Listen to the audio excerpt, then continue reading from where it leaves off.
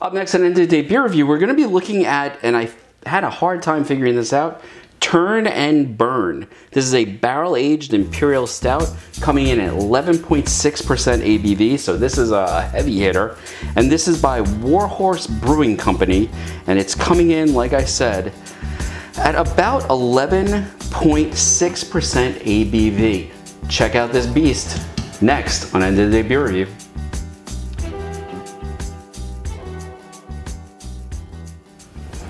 Three, two, one. Up next on three, two, one. Hi everybody, it's Rich.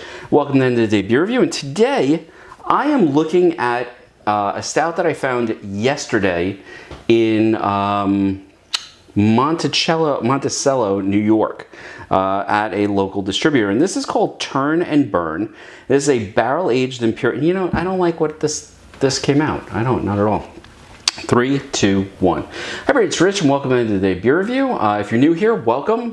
You know, consider hitting that like, subscribe button, really appreciate it. Today we are looking at another barrel-aged stout, which is pretty typical for this channel. This is called Turn and Burn, and this is by Warhorse Brewing Company.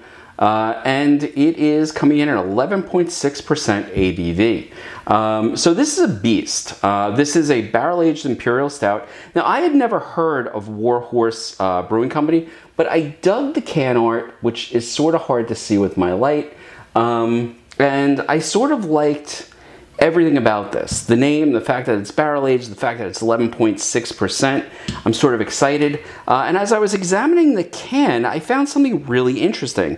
It said, during World War II, soldiers were given playing cards with hidden maps that were revealed when they peeled them apart. These map decks helped POWs and downed crews find their way to safety. This beer commemorates the ingenuity and guts of those cards and their users. Now, this is what's really funny. I've seen food pairings on beers. I've seen other stuff here. This says album pairing, Green by REM. And I have to tell you the truth, if there's no other reason to try this beer, it's because this company actually told you what music you should try while you're drinking it.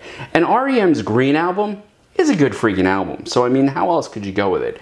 Good can art, barrel-aged Imperial Stout, 11.6%, made in New York. Actually, this is made in Geneva, New York, which I checked maps. It's like 6.5 hours away from me. It's up near like Syracuse, New York. So this is, I'm assuming, a relatively small brewing company. I don't know a lot about them. But again, I love the idea that they actually put an album pairing, because really, when you're having a drink or two, isn't the music sort of important? I think it is. So let's crack this open. I am going to be using my sort of stemware glass so we get a little bit more of the color and a little bit more of the aroma. So let's give it a pour. And this pour is jet black. There's no brown in this. Although quite honestly, as I pour around the edges, much like Bourbon County, I am seeing a little bit of crimson. Now, a lot more carbonation than a Bourbon County. I don't know if you can see that. Okay, we're back. I apologize for that. The battery on my camera just died out from under me. So to go back to this is like looking into the abyss. It is so dark. And the bar has filled up with the aroma of bourbon, which I'm a fan of. Let's give it a nose.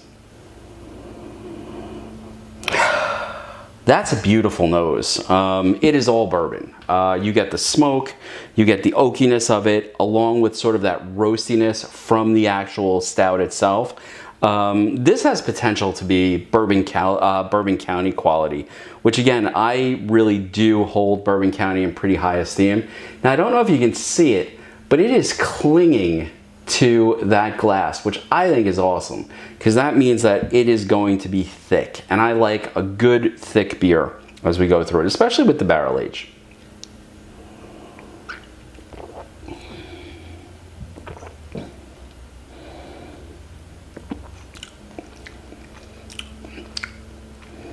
Oh, this is good. Yeah, this is really good. So, front end chocolate, some sort of roastiness from the stout about mid-tongue. Back tongue, it's all bourbon. You get the barrel, you get whatever bourbon it is that they're, whatever barrels they're aging it in. And does it give it a statement on that?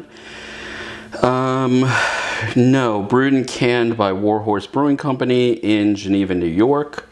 I'll tell you one thing though, it does not taste like alcohol at all. This is, again, one of those beers that I would classify as really, really dangerous, because as I'm sitting here sipping it, you would never know that there was alcohol in this. There's a good thickness to it. It coats the mouth.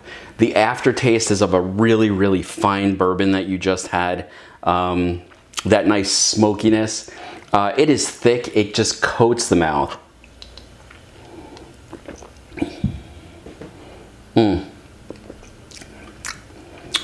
That is an excellent, excellent beer. Yeah, I think it's chocolate up front, some of that roastiness in the middle, back end is all of that bourbon, and there's none of the bourbon burn. There's none of that sort of like alcohol burn that would be off-putting. So I think this is a dangerous, dangerous beer, because one, the flavor is phenomenal, but even more importantly is you can't taste the alcohol. And at 11.6, you're talking about being way up there. I mean, think about it. A Bud Light or a Budweiser is like 4 or 5%. A Guinness is what, 4.2? This is 11 and you can't taste the alcohol in this. If you had more than one of these, I think you would be absolutely bombed and you probably wouldn't even realize it. Now, I will say this. I spent $6.99 for the can, so that would mean that the 4-pack would be about $28, probably just under $30 once you put in the New York State alcohol tax and all that kind of stuff like that. Is it worth it? Absolutely. I have to be honest with you. This is one of the better barrel-aged Imperial Stouts that I have had in the bar, and that's saying a lot. We've gone through almost every Goose Island. We've looked at Boulevard's Magic Drip. We've looked at Ellicott Village Jacobs. What is it? St. Jacobs, their Imperial Stout. We have looked at a lot of Imperial Stouts that have been aged in bourbon barrels, and this one knocks it out of the park. Now, I have to be honest, I have never heard of Warhorse Brewing Company, but I have to tell you, will I be looking for their stuff in the future? Yeah, I definitely will. Because this is an outstanding stout. From nose to pour to drink, this is fantastic. Is it worth $7-8 a can? Yeah, definitely. It is thick, it is chewy, it is everything you want in an Imperial Stout. And then the bourbon is there to sort of like juice the whole thing up. This is outstanding. So would I get it again? Yeah. Am I disappointed that I bought one can for myself? Yes, but I'm gonna do my best to rectify that and pick up some more of that. Anyway, folks, I do not give numerical rating, but I do say, would I buy it again? Without a moment's hesitation. If I see it again, I will buy it again. So again, this is Warhorse Brewing Company's Turn and Burn. This is a barrel-aged Imperial Stout coming in at 11.6% ABV. And if it's available by you, I would buy it today. That's how good it is. Is it one that I would stick in the fridge or cellar? I don't know. I don't think it needs it. I don't think there would be any benefit to cellaring this beer. I think it is that good by itself. And I love the fact that this is a New York beer. This makes me very happy. Anyway, folks, I'm going to sit back. I'm going to drink the rest of this one. And I hope you enjoyed the video. If you did, hit that like button, subscribe, throw a comment down below. If you've had anything by Warhorse Brewing Company, I'd love to hear about it, because this is a company that I am definitely going to look into. Because if you can make a good barrel-aged stout, you have my heart and you have my money, which is probably more important. All right, folks, I'm going to sit back and enjoy the rest of this. You all have a nice night, and I will see you next time on End of the Day Beer Review. Cheers.